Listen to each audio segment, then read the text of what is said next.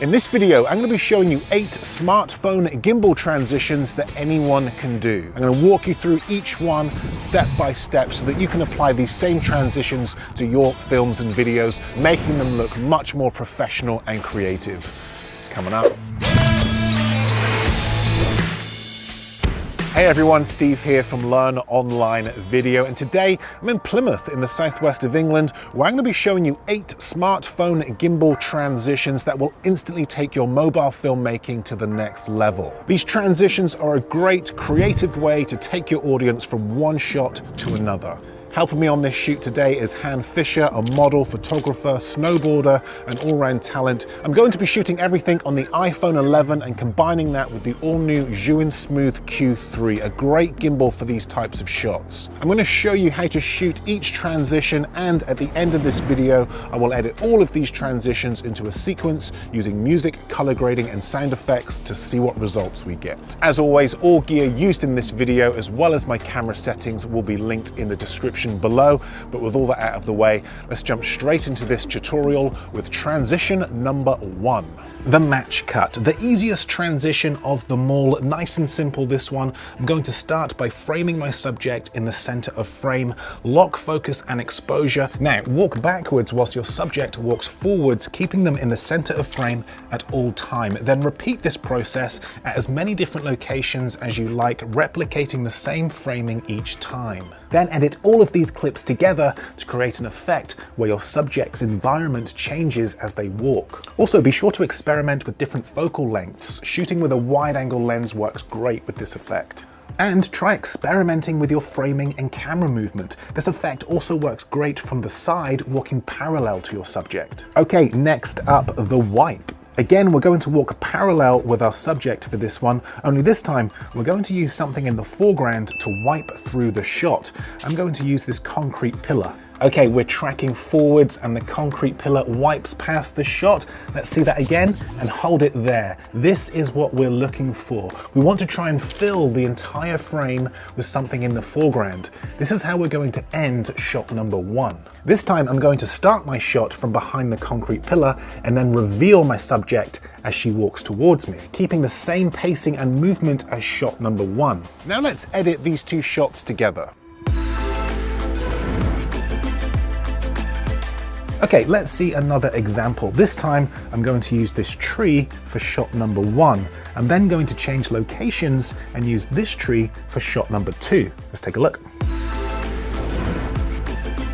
Also, you don't necessarily need to change locations for this transition. In this shot, I start on a wide and then wipe to a mid shot. Much more subtle, but still a great transition to add to your films and videos. Okay, the whip transition. Quick heads up here because you're going to look like a complete maniac filming this one. But you can shoot just about anything with this transition. The most important part is that you whip out at the end of your shot, like this. Quickly whipping out at the end of your shot will create motion blur, and this motion blur is what we need in order to pull this effect off. Okay, shot number 2. We want to whip in to our second shot like this. This time our shot starts with motion blur and ends on our subject. Now let's edit these clips together using nothing but a simple cut. Also, you can whip in to just about anything. Take this shot here, for example. I whip in with both myself and my subject walking. Okay, moving on, the wall orbit. A great transition, this one, although slightly harder to pull off. We're going to lean our subject against a wall, ideally one that looks interesting, and then orbit around them, keeping an equal distance from them at all times. Also, be sure to enable the grids on your camera. This will definitely help with framing. I try to keep my subject in the center with their eyes on the top horizontal line. Again, repeat this process at as many different locations as you like, keeping the same framing each time. Now for me, these shots always seem a little bit too slow, so I like to speed them up in the edit and add some sound effects. This creates a much more seamless transition. The black frame. Now you can do this transition on just about any subject or focal point. Just make sure that each shot either starts or ends with a black frame. For this example, I'm going to push forward and use Han's lens as a way of creating a black frame. The camera pushes forward, we get nice and close, and we end on a black frame. Okay, shot number 2. At a new location, I'm now going to repeat this process in reverse. I'm going to start nice and close to Han's lens on a black frame and pull back.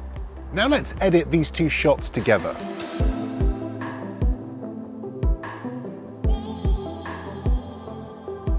Okay, next up, the through the floor transition. One of my favorites, this one, and it's nice and easy to pull off. Now for this transition, I'm going to put my gimbal in lowrider mode because I want to get my lens as close to the ground as possible. I'm going to cue my subject to walk through the frame whilst moving my camera down towards the ground. The aim of the game here is to get your camera below ground level. This is what we're trying to achieve. We want the end of our shot to look as though it's gone all the way through the floor. Okay, shot number 2, we're now going to start with our camera high up against a ceiling or roof. The cavity in this car park will work great. Again, I'm going to cue my subject to walk forward and pull my camera down towards the ground. Again, be sure to experiment and get creative with this transition. I got lucky at this location and found a heap of dirt, so I was really able to sell the idea that the camera was traveling through the ground. I then combined this with a shot where my subject walks towards the camera to create a black frame. So as you can see, we're now starting to link one transition to another. The rotate. Now, one of my favorite features of this gimbal is vortex mode. In this mode, when I push my joystick up or down, it gives me complete control of my roll axis, allowing me to get much more creative with these transitions. Shot number 1, I'm going to walk towards my subject whilst rotating my camera and end on a black frame. Okay, shot number 2. This time I'm going to start on a black frame, pull back whilst rotating my camera and have my subject walk forwards. This is the result.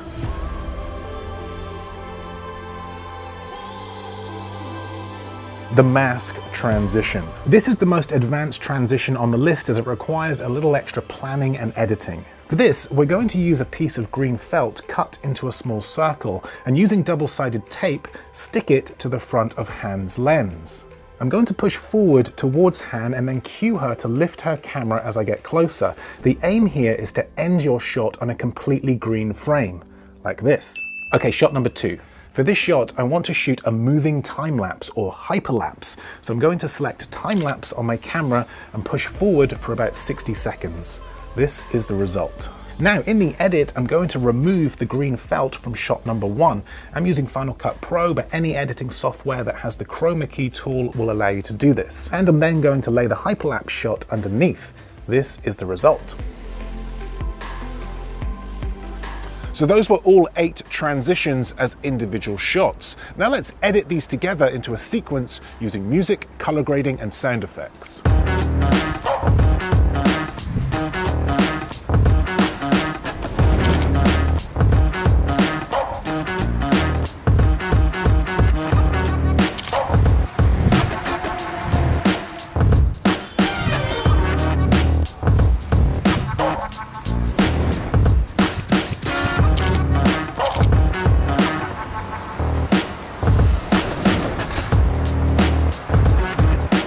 So as you can see, when you edit these transitions into a sequence, the footage really comes alive. If you found this video useful, do let me know by giving it the old thumbs up. A big thanks to Han Fisher for helping out on this shoot. I will link her Instagram below.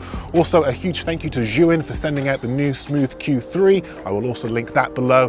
And if you'd like to see more content like this, learn more about video production, you can do that by watching one of my other videos just over there. But that's it from me. Thanks for watching, and I will see you in the next video.